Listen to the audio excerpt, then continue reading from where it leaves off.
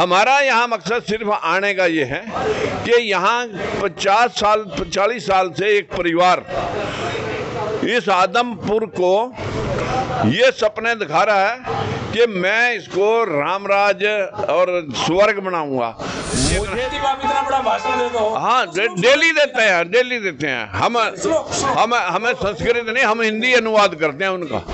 अभी कौन सा श्लोक में क्या है? ओम भूर्भुवः स्वः तत्सवितुर्वरेण्यं। हाँ, ये भाई ये क्या है? ये लगता नहीं BCA में 72-73 कास्ट हैं और BCB में 5-6 कास्ट हैं, तो थोड़ा सा भी समानांतर होना चाहिए। तो वो तो 11% है ना, BCB का संख्या ज्यादा है उनकी। फिर आप 16% दे रहे हो उनको, थोड़ा सा उनको 16%। तो BCA में जो जनसंख्या का अनुपात है वो उनका 16% इसीलिए रखा, लेकिन दिया किसने उनको? 16 में तो 8 ही तो दिया। आप यहाँ पे इलेक्शन लड़ रहे हैं, तो क्या कुछ लग रहा है अभी आदमपुर में किस चीज की जरूरत है? आप अभी मनुस्मृति की बात कर रहे थे। अगर कोई सुधर, मेरा प्रश्न ये नहीं है। मेरा प्रश्न ये है, अगर कोई सुधर पड़ेगा तो उसकी जीभ काट ली जाएगी। सर उसके कान में लोहा उबलता हुआ डाल दिया जाएगा। कौन सा कहाँ लिखा है ये बात? ये लिखा हुआ हम तो इस आंदोलन में आपका क्या कुछ एजेंडा रहेगा? जाट, ब्राह्मण या भगवानों के ऊपर, या क्या कुछ एजेंडा आप लेकर आए? ये मुद्दे हमारे वही 5 हैं जी, जिन मुद्दों के सारे पार्टी पिछले 4 साल से चुनाव लड़ रही है। 100% आरक्षण, इस 100% में कोई जाट नॉन जाट मुझे नहीं लगा। जाट नॉन जाट बीजेपी और यही परिवार करता है, हाय जाट, और जबकि खुद जाट है खुद। तो सारे भाई है ना भाई, मेरी राम राम। इलेक्शन आदमपुर की शुरुआत अब थोड़ी सी और इंटरेस्टिंग होगी, क्योंकि हमारे साथ आज इंटरव्यू में है राजकुमार सैनी जी। सर जी नमस्कार। राजकुमार सैनी से कुछ ज्यादा इंटरेस्टिंग होगी। अभी तक तो इलेक्शन लगे नहीं था, चल रहा है आदमपुर में है कि नहीं है? अभी तक तो लोग सारे के सारे जो है ना, जब विकास की बात कर रहे थे, जबकि विकास अभी जमया ही नहीं। वो तो मतलब जो है ना, लगभग अभी 17 या 20 दिन की देरी पे है। 20 दिन में विकास जाम जाएगा। हाँ, 20 दिन में बाद। अभी तो गर्भ में है, अब विकास अभी जमे नहीं। लेकिन हकीकत में हम ये बात आपको जरूर बताएंगे जी कि आदमपुर जी, ये आदमपुर को जो है ना, लोगों ने जैसे 50-40 साल से अपना एक अड्डा बना रखा है जी, और एक परिवार ने अड्डा बना रखा है। हमें लग रहा है कि आदमपुर का जो परिवार है वो जो है ना, उसकी वजह से पूरा हरियाणा, अब समझ लो पंचायत चुनाव हो रहे थे, सबको अपना चुनाव छोड़ करके पार्टी के रीति नीति के मुताबिक कार्यकर्ताओं को यहाँ ये थोपा गया चुनाव। सिर्फ राजनीतिक महत्वाकांक्षा, राजनीतिक भूख, और सिद्धांत कोई नहीं परिवार का। सिद्धांत होता, लेकिन फिर भी जितना लग रहा है सर ये परिवार, सिद्धांत होता हकीकत में, तो जब भजनलाल ने हट करके BL कांग्रेस बना दी थी तो फिर डटा रहना चाहिए था। हार जीत चलती है चुनाव में। जैसे बीजेपी 1952 से लड़ना शुरू किया, 95 में सरकार 43 साल बाद बनी, तो लड़ते रहे, कांग्रेस को डिगा दिया। ऐसे ही भाई इसको भी लड़ना चाहिए था। फिर कभी हुड्डा की खिलाफत करता है परिवार, फिर कभी हलवा उसके मुंह में डालता है, फिर कभी अध्यक्ष की प्रस्तावना लेता है, फिर अध्यक्ष नहीं बनता, फिर वहाँ से घुटन हो रही है, फिर भागता है। फिर बीजेपी में जिसको सांपनाथ नागनाथ कह के गया था, फिर उसी के दरवाजे पर जा कर के तलवे चाटता है। हमें ये मालूम नहीं है कि ये व्यक्ति कौन से सिद्धांत से इस प्रदेश पे ये चुनाव थोप रहा है। हकीकत में प्रदेश में जब कोई बाई इलेक्शन होता है, उसके ऊपर जितना पूरे प्रदेश में खर्च होता है, सरकार और पार्टियों का इतना पैसा खर्च हो जाता है। ये पैसा हमारे देश के किसानों का, मजदूरों का कमाया हुआ है, जो इस राष्ट्र के निर्माण में लगे हुए हैं। उनकी बात इस परिवार ने मुझे नहीं लगता कभी की हो। लेकिन हकीकत में कांग्रेस भी 55 साल तक राज में रही है, और उस कांग्रेस में ये 15 साल तक मुख्यमंत्री रहे हैं परिवार। 15 साल में हम लोग दलित और पिछड़े, जिसको शूद्र समाज से भी जाना जाता है, इनकी हिस्सेदारी भजन लाल जी बताए ना मैं कभी बैकवर्ड को 5% से ज्यादा नहीं दूंगा।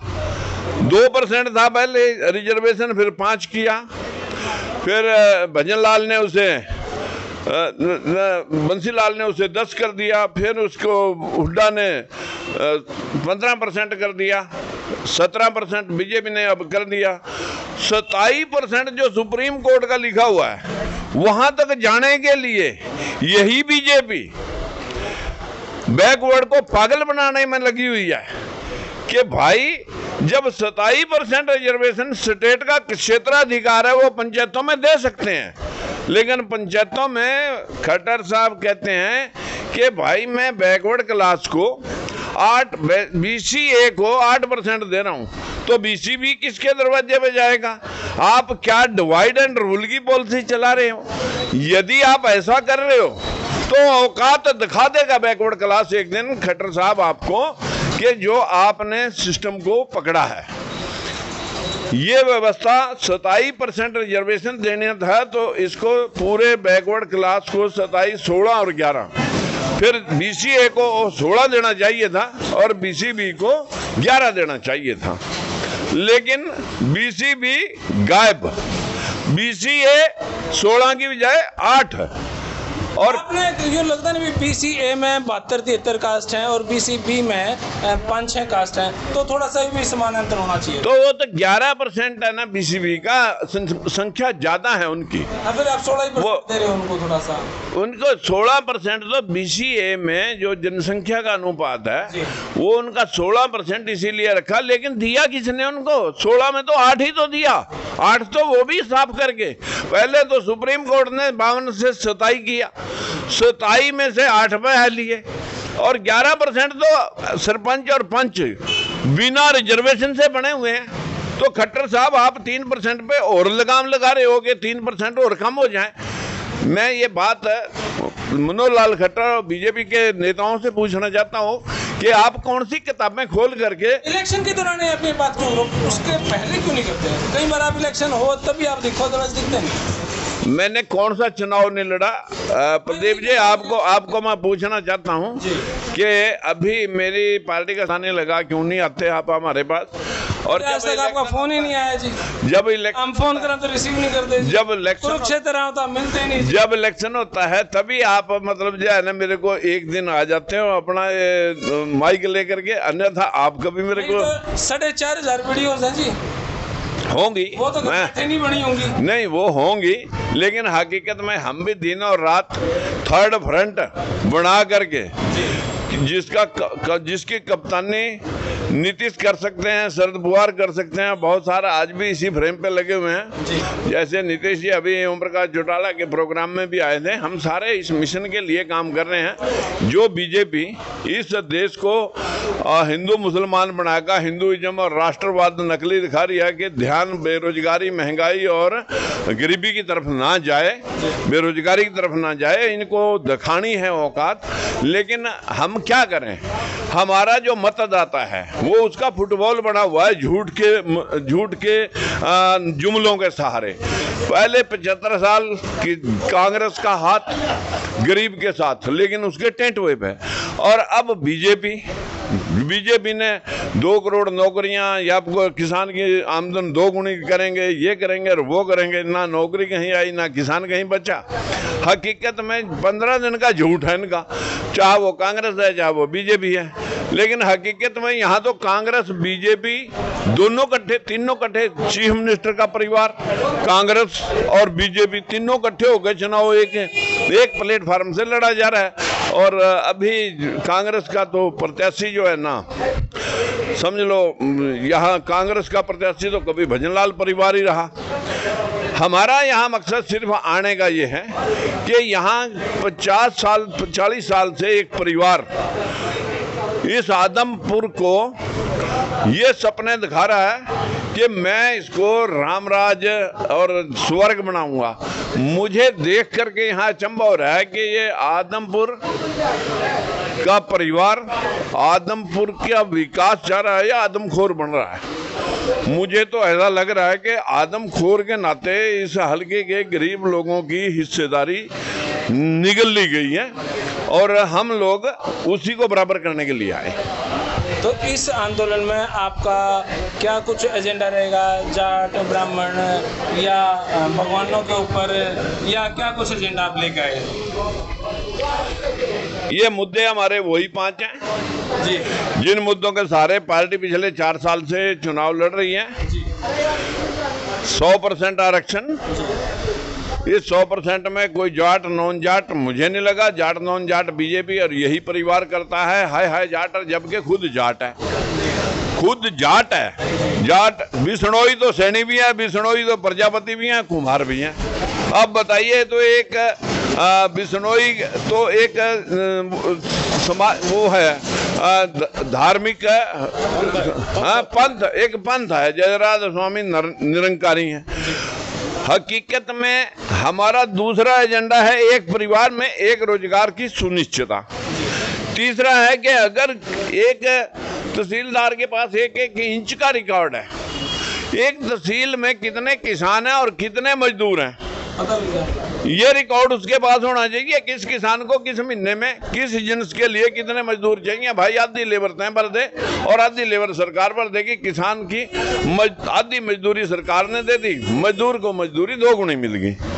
तीसरी बात हमने कही थी, देश को आगे हम तब बढ़ा सकते हैं जब इस मुद्दे को हम सार्थक करेंगे, हम 2 हमारे 2। और जाट इस मुद्दे को सबसे ज्यादा पकड़ते हैं। किसान जाट कहते हैं, भाई हम किसान ज्यादा हैं। एक परिवार एक रोजगार, 100% में जाट आते हैं। अब आप कैसे मुझे जाट नॉन जाट की परिभाषा समझाते हैं? हमने 100% की लड़ाई लड़ी है, जाट सिर्फ अपनी लड़ाई लड़ते हैं। वो जातिवाद मेरे पर कहते हैं, जबकि जातिवाद खुद कर रहे हैं।